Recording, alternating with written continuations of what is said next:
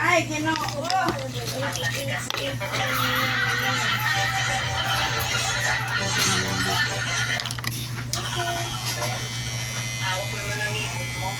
Ay, wag. Matutukayin yung mali mo. Ang laki kasi.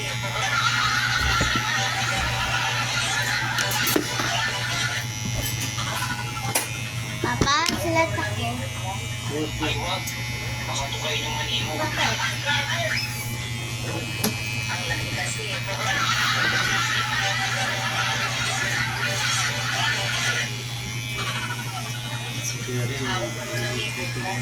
Ay, wag. Matutukayin yung mali mo. Ang laki kasi.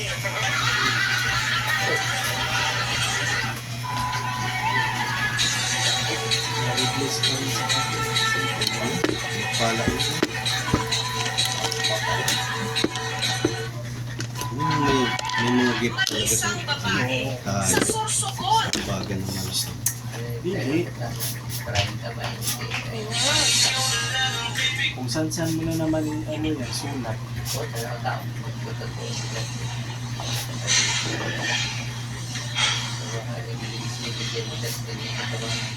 Ito yung bigay sa mga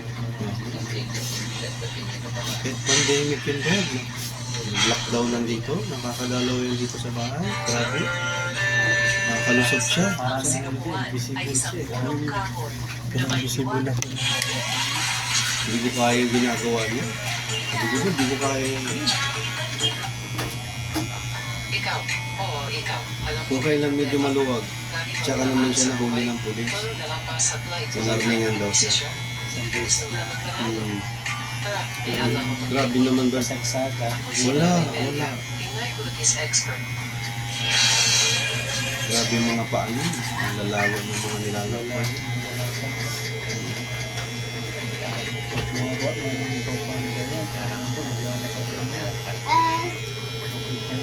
Sabi ko nga sa kanya, Brad, ano, ikaw yung kilala kong ano, Brad, pandemic preacher. Wow! Mga panahon na yun talaga na nakakapaghayo siya ng, nakapagbitbit pa siya ng 10. Oo. Maramihan. Wala sa amin. Ibang pagkagamit sa kanila.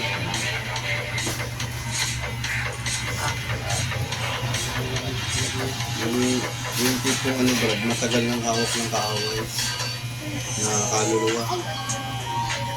Pagdating sa kanya, bigla niyang nakukuha sa malako na nagdadala niya. Tapos kinukuha. Papa!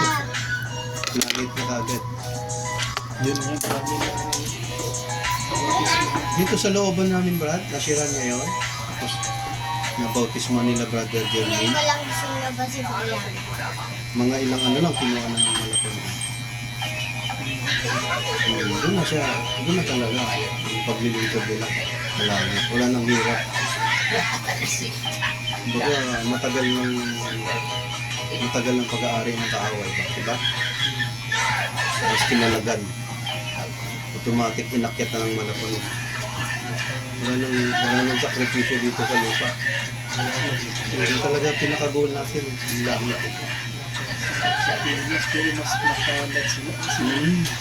Hindi na sila naglilingko dito sa buhay. Nandun na sa malapon. Langit na. Wala nang struggle.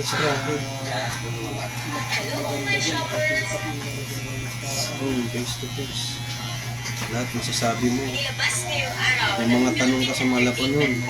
Para-parapan yung kasagutin. Ni Andrea Brillantes kay Catherine Bernardo na merong nangyari sa kanila ni Daniel Padilla. Ito daw ay naganap sa bahay mismo ng aktor. Ayon pa sa Brad, press, nabuhay lang tayo dito siya ni mga Daniel Padilla sa 70. bahay nito at doon Diba, no? ay nangyari ang Nagugod ka hindi na. dapat mangyari. Punta lang pag sa malapang nun. May 1,000 years pa rito. Ang kanilang relasyon Na nakalagay sa Bible. Ito 1,000 years pa tayo rito. Mag-ahari ka sa lupa. Kasama malapang. Si Andrea Brillantes Yung hirap natin dito, yung iyak natin ngayon na nararanasan, sa 1,000 years, hindi natin mararanasan. Plus mag-judge ka pa.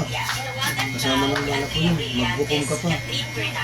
Mga demonyo nagpahirap sa'yo, nagbigay ng sakit sa'yo, hukuman mo yan. Kasama ng malapan mo. Kapalag talaga. Nasabi naman ako sa kahit nagbuwis ako ng buhay ko, mabibigyan naman ako ng marami. Ano no? Ilang abo saya pa ang ano mo. Ilang mission pa. Sulit na sulit.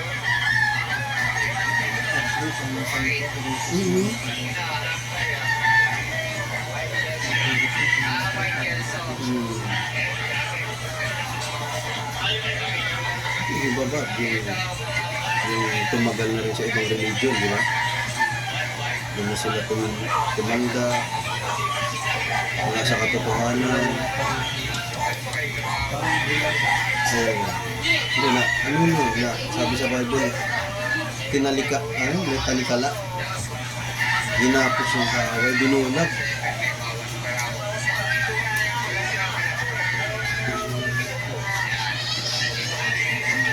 Kahit anong pangaral na, ya, makakita ng himala, wala talaga.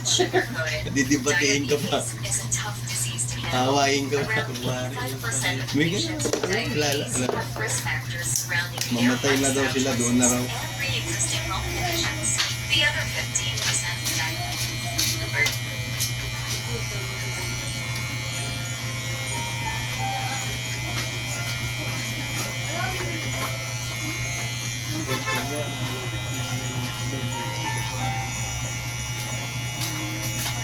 Sa Bohol ka ba, no?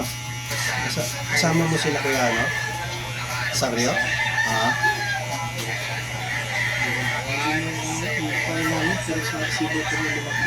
Sa Cebu. Nag-ano to na? 35th anniversary? Sige, Pogsang...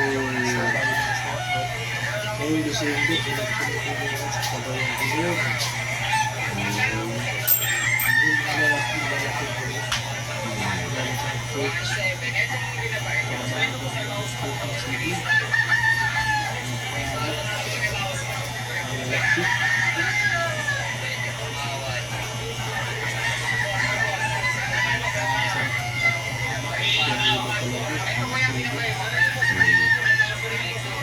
May aircon yung brad yung ano?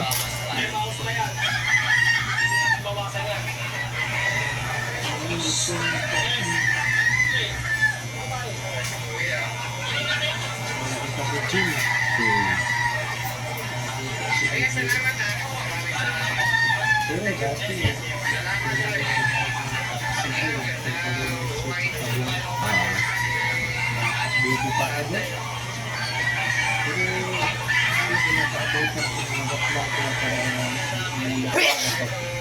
Sa loob mo talaga. Offspring of the saints nga yung sabi sa Bible. Nakalagay yun sa Bible, Brad, yung mga dakila sa lupa, bunga ng mga banal. Parang yung mga anak ng mga pastor, mga dakila, successor. Naalala ko pa dati yung mama ko, iyak din ako. Bata pa ko eh. Kailangan pero yun talaga dito na dito yung kanayan na ano ko yun eh. Bakit kaya iiyak ko? Wala pa ko sa mga Pero silang dalawa na yun, madalo. Ano yun, Brad? Ikaw lang yung nagpatuloy ng ano yun. Okay, kasi. Pero hindi pa nawawala ang ano yan, ang kaligtasan. Kasi tayo naman ano eh, di ba mansyon ng bahay? Sama-sama kayo dun, pamilya. Hindi naman nagliligtas ng malapon ng isang tao lang. Angkan. Pero angkan. Hanggat hindi nawawala yung lahi nyo, lahat yan mga loved ones natin maliligtas. Nakalagay yan sa Bible, bro. Yung mga luluhin natin na hindi nakakilala, hindi naligtas, magdusa muna sila sa sa impyerno. Pero once na nag-judgment day, tayo na ang gagamitin ng malapanag na magkaroon ng yung sinabi sa Bible na kung ano yung kakalagan mo sa lupa, kalagan sa langit. Nadig mo yung patuto ng kapatiran na yung nanay niya naglangoy-langoy sa impyerno. Tapos lumapit siya sa manobred, sa malapastor. Lagi niya napapaginipan yung nanay niya na nandun naglangoy-langoy sa impyerno. Pinag-ayunusan ng malapastor 21 days. Aanguin niyo ng malapastor. Relative siya eh. Yun yung authority natin na hindi masyadong inaano sa Bible, pero nasa Malapanong yun eh. Kaya nga siya namatay sa krus eh. Yung 3 days siyang namatay. Tapos nandun siya sa impyerno. Diba may aral yan sa Bible? Hinango niya yung nasa Old Testament yung mga hindi rebelde ha. Hinango niya yun. Napunta sa langit. Mga nadamay lang sa pagrebelde. Yung nakarinig na chismis sa panahon ni Moises. Di ba? O si Moises wala na, hindi na yata, patay na yata sa bundok. Gawa tayo ng sarili nating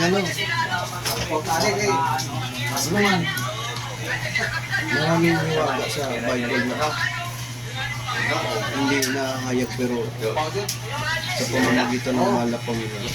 Hindi pala ganun ka bagsik ang malapang punong-puno ng pagmamahal. May mga brad, may mga usapin na ang malapang ang makakasagot pagdating ng panahon. Kaya pala tayo pinapatawag sa pangalan niya. Kaya pala tayo dapat tumawag sa pangalan niya. Ganun pala ka makapangyarihan ng pangalan niya. Ang kanyang sariling anak mo, napalaman sa pangalan. Kung kilala niyo po ang aking tatay, ay malamang sa malamang ay alam po ninyo na ang tatay ko ay isang sabonero. Pangalan lang. Kwento. Nagdagagong binataw, tanawa. Ito ay ilalaban niya sa kapatan. Ang kaya kung mangyayari kung ang kanyang sariling manok ay ipalabot sa kanya at Pero ang siya, pero lahi pag nagligtas. nangyari sa akin. Tama ang Tingnan mo lang yung Hudyo, tinugad na, hindi naupo sila. Hanggang ngayon, meron pa rin. Pinangakuan kasi ng malapanong yun. Panahon ni Abraham, hindi kayo mauubos, hindi kayo malilito. Pero mga rebelde yan sa malapanong, ang Hudyo. Kailan lang, ginan nila yung Bible eh. Nagkaroon sila ng gera ngayon, di ba? Ginan nila yung Bible eh. Kinukulong mo naman nila yung Nagdala ka ng Bible, ka pati sa Senado. Rebelde sila.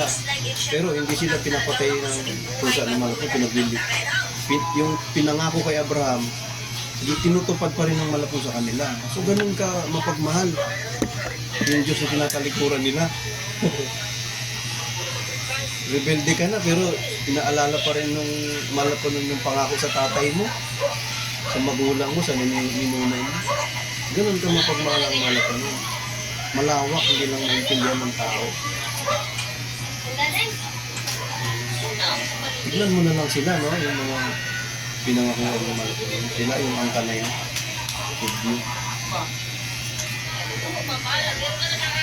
Napanood ko yung video nun, habang nagpa-party-party sila. May rebulto ng Baal doon. Bumababa sa aeroplano yung mga Hamas. Pinasabog. Yung nag-start yun eh. Pero bago nila nangyari yun, nagkaroon sila ng kautusan sa Senado na iban yung Bible. Ayan. Hanggang habang tinatakwil papalayo sa kanilang malapunon, lalo naman magiging. Dati na talaga yun. Oo, brad. Mga rebellious na ngayon. Talaga yun sila dati. Kaya pinagpala tayong Pilipino kasi nasa atin yung pangako ng malapunon. Pilipinas. Pinili.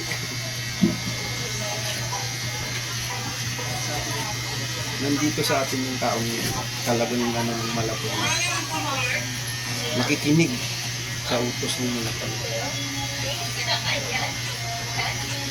Mahirap yan makahanap, Brad, sa ganitong kapanahonan. Kaya Pala tayo, buhay pa tayo, nakita natin yan. Dalawa.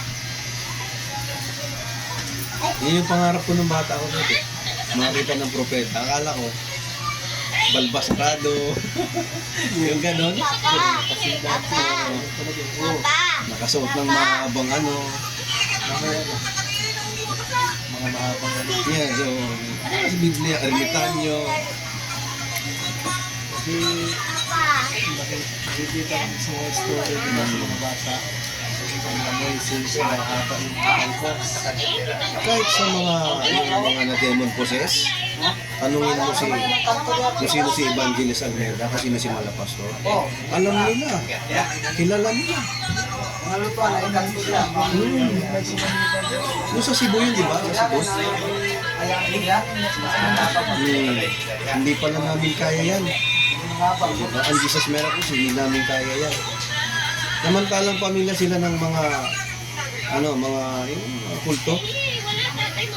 Yung tatay niya tumatago sa pader. Basta kaya niyang lumusot, Brad. Kaya niyang maging hangin. Lumusot sa kabila, lilipat sa kabila. Ganun yung tatay niya. Lahat sila, buong pamilya may mga kanya-kanyang Ang pinakabunso, yun ang pinakamalakas kasi itatransfer sa kanya yung kapangyarihan.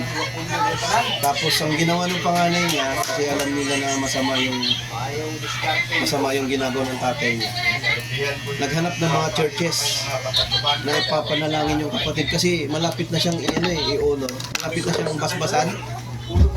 Mag-18 years old na siya, babasbasan siya para lumakas yung kapangyarihan.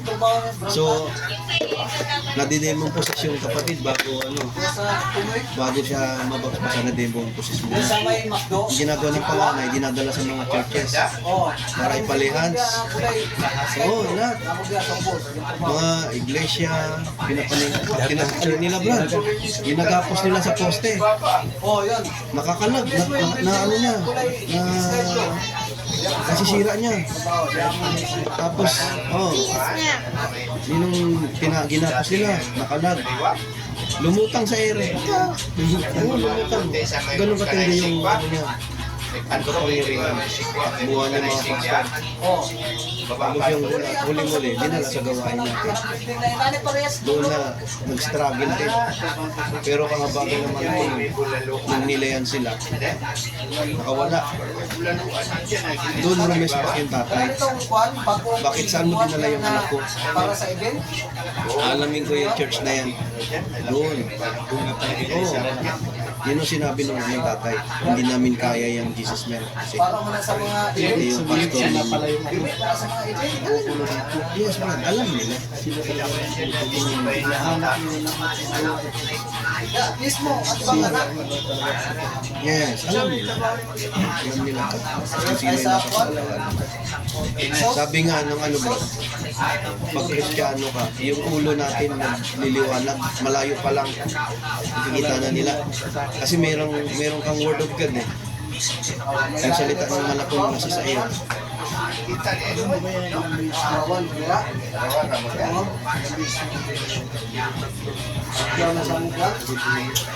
Ay, ano ba? Yung pinagtatid yan.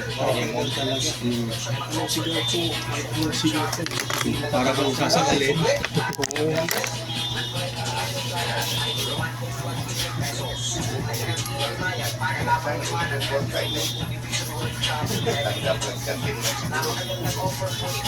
Maraming namamatay sa bangungot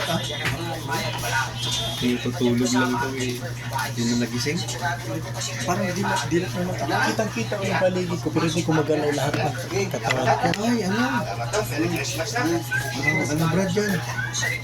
Hindi ako nagkakamali sorry, pasensya ko. Pero ako na-experience ko kasi sa pastoral kasi parang pilit kang tinatrabaho ng kaaway, pinapasukan ka na.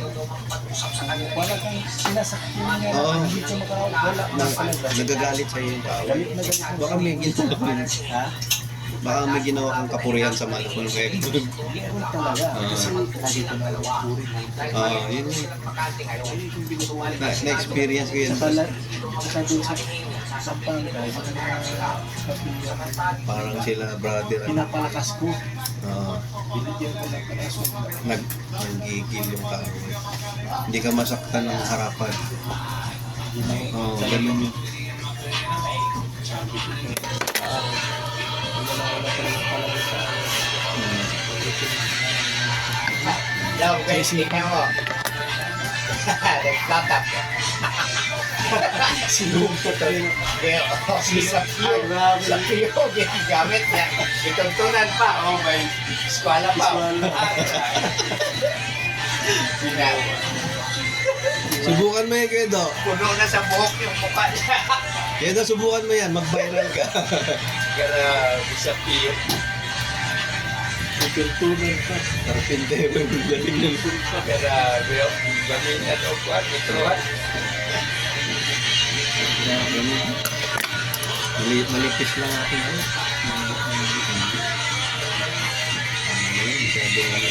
Pipikan, pagod. Siya, nakita na kaya pipik niya ito po. Yan. Kasi nila binigyan yan. Magupo, kasi nila binigyan. Sabi ko, sila kasi ako nagdadahin ko na. Wala rin. Balik sa akin dito. Sabi lang ako dito.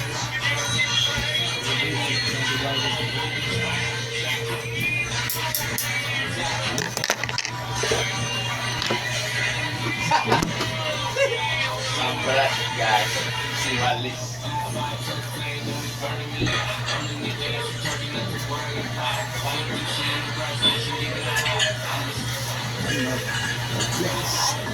Okay, pagkabinata. Wapo mo, Brad. Ay. Yeah. Sa blue pa kayo, dalawa. Thank you. Chocolate ko. Iwan ba ko?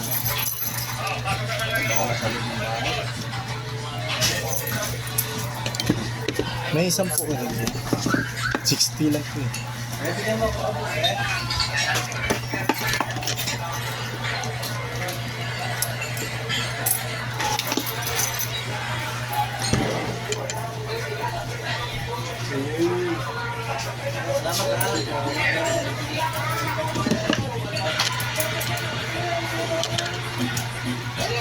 Pera mo.